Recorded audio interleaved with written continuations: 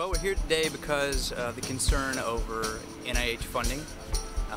We are advocating science in general, and we are hoping that there are no more NIH cuts, and in fact we are requesting increases to the NIH budget. So my mentor is a member of ASBMB, and he received an email, knew that I was interested in science policy, and recommended that I come here for this opportunity. When I go to my first meeting today, I'm basically just going to introduce myself and try to come up with a very short description of my research. And then basically we're going to request that NIH funding not be decreased this year. My research focuses on how dietary compounds inhibit an enzyme that makes cancer cells immortal. So we're looking at chemoprevention. And I'm in Washington to talk to the congressman about science funding and how they need to increase funding for the NIH. It's always easy to shake hands and meet with the staff, which is what we'll be doing today. They're always very receptive. It's never an argument, it's really more of a conversation. That's something I really enjoy. A lot of the staffers have been generous with their time and seem to be listening and seem to be hearing our message, so I really appreciate that.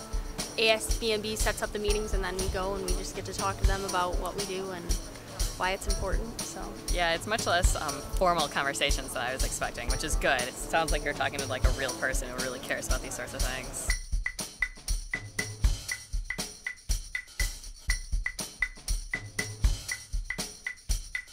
So hopefully we're here enlightening some people about why we need to keep our funding the way it is and maybe even get some more if we possibly could. So it's extremely important that we stay focused on support for research, because without research there is no hope. We have to keep providing people hope, and research does work. We know it works. We know it improves our economy as well as our lives, and so the NIH is really the underpinning of that whole effort for this country. You can't look at a patient dying of cancer and say, well, we had a deficit, I couldn't really fund the medicine that it took to cure you. It really becomes personal. Everybody has a personal attachment to cancer. There's a tsunami of the Alzheimer's disease coming for the United States, and if we can take care of the Alzheimer's problem through medical research and clinical studies, then we're going to save both a lot of people a lot of misery, and as well save the economy, because it could really overwhelm the Medicare and Medicaid budget trying to take care of all the people who eventually might have Alzheimer's if we don't get it done.